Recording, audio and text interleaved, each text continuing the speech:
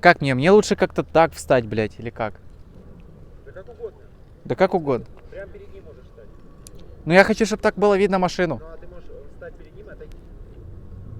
В общем, сегодня у нас на обзоре Ford Focus третьего поколения до рестайлинг. С довольно редким двигателем в странах СНГ 1.6 дизель. Я думаю, перейдем сразу к двигателю, к проблемам, да, к коробке. Сразу же просто. Это вопрос? Да, я у тебя, блядь, спрашиваю. Нет, давайте перейдем к колесам, мы их начернили. Как я и говорил, здесь стоит двигатель объемом в 1.6 литра, то есть здесь турбодизель. В паре с шестиступенчатой механической коробкой передач. И все это вместе выдает 105 лошадиных сил и 270 единиц крутящего момента. Если вам кажется, что для столь агрессивного суперкара нужно больше мощности, то вы можете выбрать 2-литровый дизель. Там уже будет 163 лошадиные силы. По поводу проблем.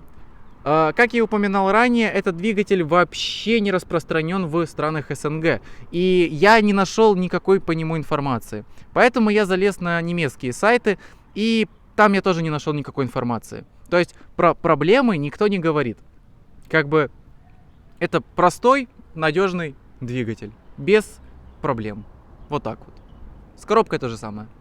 Но все-таки главный плюс этого двигателя — это его экономичность. Заявленный расход по городу 3,9 литра, а за городом 3,1 литр. Но на самом деле можно выжить и меньше.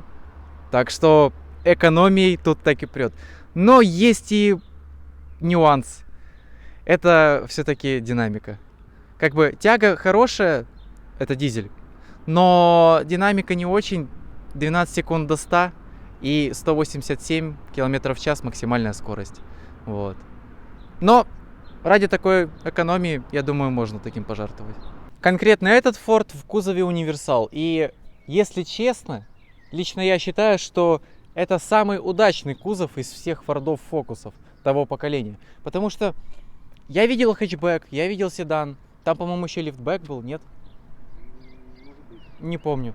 Но реально самый удачный по дизайну кузов это универсал. Как бы, это просто мое личное мнение. Не обижайтесь. Кстати, про универсал. Объем багажника 490 литров, а если сложить заднее сиденье, то уже будет 1500 литров. И 2 литра сверху. Действительно, там 1502. Вот. В багажнике у нас имеются разные такие вот кармашки, если их можно так назвать. Прикуриватель. Это хорошо, это плюс. Ну, в принципе, во многих универсалах есть, ну, тоже. Подсветочка, разные крючочки. Тут есть такая планка, все они знают, просто мы ее пока сняли. А тут у нас есть блок предохранителей. Так, просто на будущее, чтобы вы его не искали. Так, давайте сейчас сложим сиденье, чтобы глянуть вообще, как тут это все выглядит. Тут можно просто сложить сиденье. Вот таким образом. А можно, короче, поднять сидуху.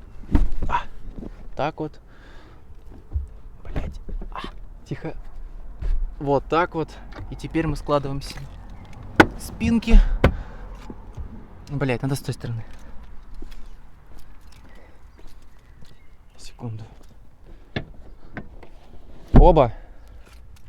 И теперь у нас выходит такая красота. И на самом деле, это же универсал. Тут такой траходром можно устроить, просто капец. Ну или просто там картошку перевести. Да, поспать на природе. Но тут прям, Комфортабель. да тут ебать как хорошо. Может нахуй туда, да? Как тут хорошо, ребята, покупайте универсал. Это такое блаженство, это такой кайф. Ни в одном седане вы не сможете вот так вот развлечься, перевернуться на бочок. Могу поспорить. Давай. В каком? В Москвиче или в Запорожце раскладывается нахуй диван? Прям в салоне. В Волге, 21-й. 21. Ну ладно, ладно. Но из современных, таких, которым не 60 лет, то Escalade Это не седан. А, блядь, точно, вы же про седаны говорите. Теперь давайте поговорим немного про место в салоне. Про простор. Собственно, сейчас я настроил сиденье под себя. То, как бы я ездил. Мне комфортно, мне удобно. Напомни свой рост. 195 сантиметров, ребят. Я почти 2 метра ростом. Теперь давайте проверим, что у нас сзади.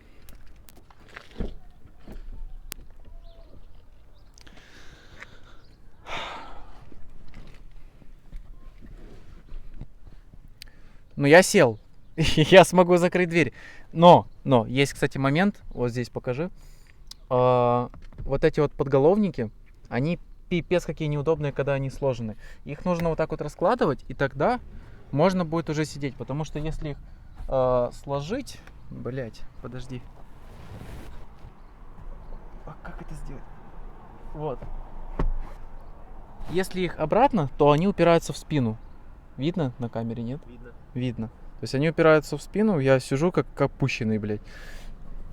Поэтому сразу поднимайте так вот подголовник и нормально. Раз уж мы уже сидим сзади, давайте поговорим про задний ряд сидений. Что тут есть, чего нету. Первое, что я заметил, это, конечно же, кармашки. Как и во многих автомобилях. Да. Вот это небольшие, приятные, мягенькие. Тут еще есть. Вот такой я, кстати, не видел. Чтобы вот здесь вот... Где там еще один? Вот. Было два таких, я не знаю, это карман, подстаканник, под что это вообще? Мусорник. Под мусорник. Да. Прикольно. Лучше, когда есть, чем когда нету. И все. Также тут есть у нас... Как этот сосочек называется? Я забыл. Прикуриватель разве? Прикуриватель, да, у нас тут есть прикуриватель. В машине их, в общем, 3. Один спереди, один сзади, один в багажнике. Это классно. Можно подключить все на свете. И, конечно же, у нас тут есть в дверях карманы. Большие, удобные. Но я считаю, что это так, типа, мусоросборник больше. Вот. Люди в основном для этого и используют. Вот признайтесь, ну, кто из вас туда действительно ложит что-то важное назад? Кто из вас хоть один пользуется пепельницей в машине? Да, типа. Жаль, что нету этого Подлокотник. подлокотника, да. Реально жалко. Ну что тут места достаточно? Я хотя бы не упираюсь головой в потолок. У тебя даже лампочка есть. Даже лампочка есть, нифига себе. Спереди у нас имеется два подстаканника, подлокотник, бардачок, кстати, довольно немаленький. Еще один бардачок. Также у нас есть кармашки в дверях. Они, кстати, довольно-таки большие. Не знаю, влезет ли сюда литрушка, но пол-литра влезть должно. Мы про воду.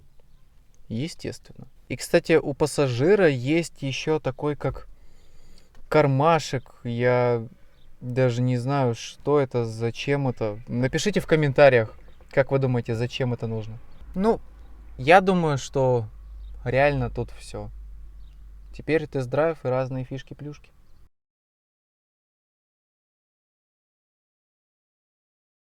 Короче, пока будем ехать, я сразу же расскажу за то, что тут есть. Во-первых, тут есть подогрев сидений. Конечно же, куда же без подогрева сидений. Ты любишь подогрев сидений? Да, очень. И я тоже. Вот, подогрев сидений. Он в 5 положениях разных. То есть ставят там двойку, тройку. 5 режимов. Да, 5 режимов. Вот. Также здесь имеется двухзонный климат-контроль, который хорошо охлаждает и хорошо подпекает. Ну, бортовой... От скольки до скольки? А? От скольки до скольки? 15 градусов и 30 градусов. Вот. Да, понятное дело, электростеклоподъемники, электрорегулировка зеркал, датчик света тут есть, датчик дождя. И еще один прикол, про который я тебе, кстати, не говорил. Тут есть голосовое управление. И он так смешно звучит. Он такой грустный. Сейчас развернемся, послушаешь. Он прям молит о пощаде. Сейчас. Так, нажимаем на кнопочку.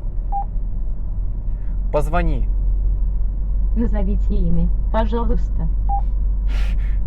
Тимофей. Набрать номер. Тимофей. Скажите, да или нет. Нет. Отмена команда.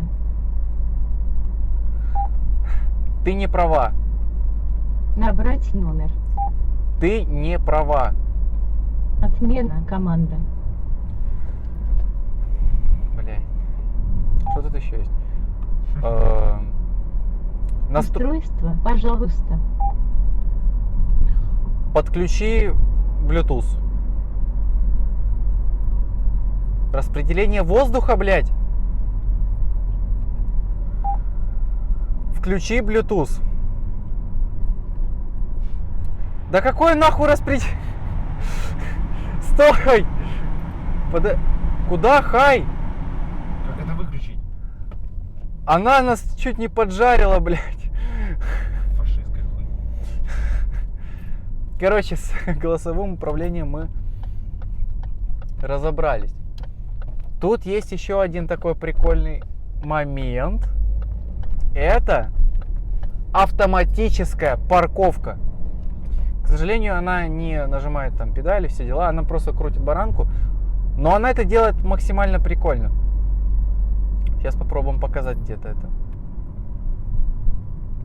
Вот есть какое-то место, допустим. Да, оно, конечно, большое, но такое есть. Нажимаем на автопаркинг. Он. Да, конечно. Так, ага, во. Все, нашел место. Быстро ты нашел место, окей. Вот мои руки.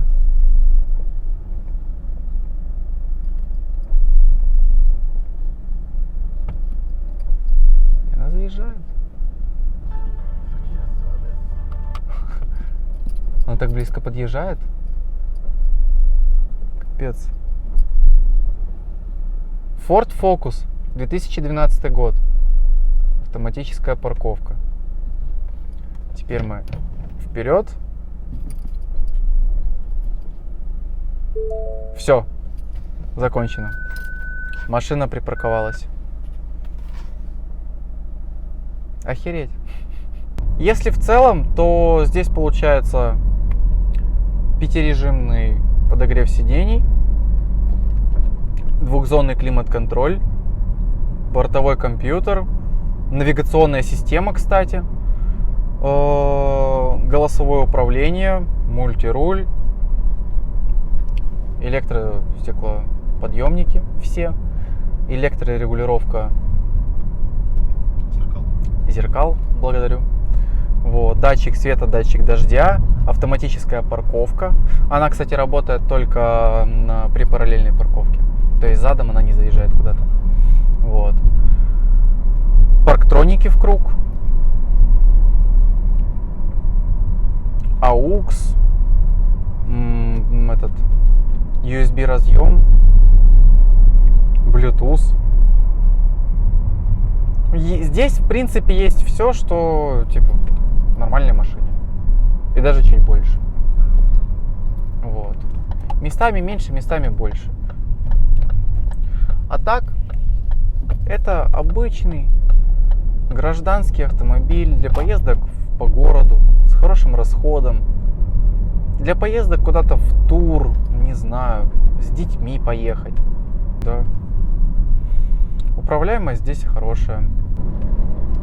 То есть машинка держится на дороге хорошо. Тяга есть. Тянуть можно что-то. Также тут довольно хорошая аудиосистема.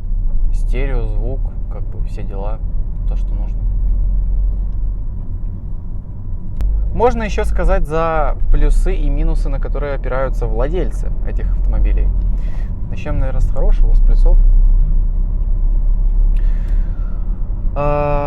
Если говорить о плюсах, то получается это дизайн, качество сборки, расход, и простор в салоне.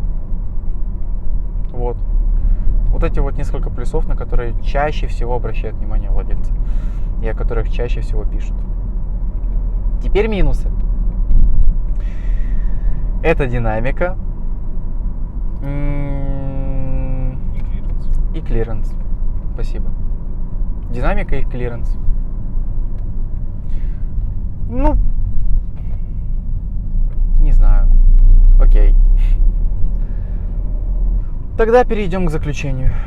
Заключение заключается в заключении. Заключенных. Да. Вот это вот семейный автомобиль. И только. Только семейный. Все.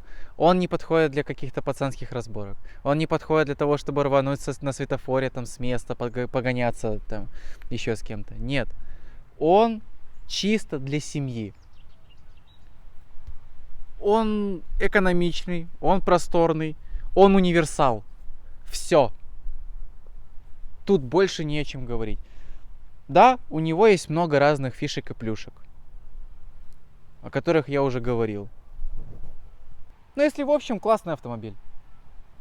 Я ставлю лайк. Реально.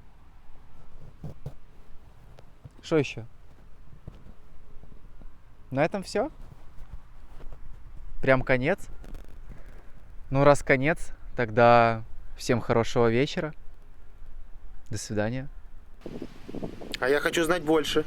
А если ты хочешь знать больше, то подписывайся на Фортуна Авто.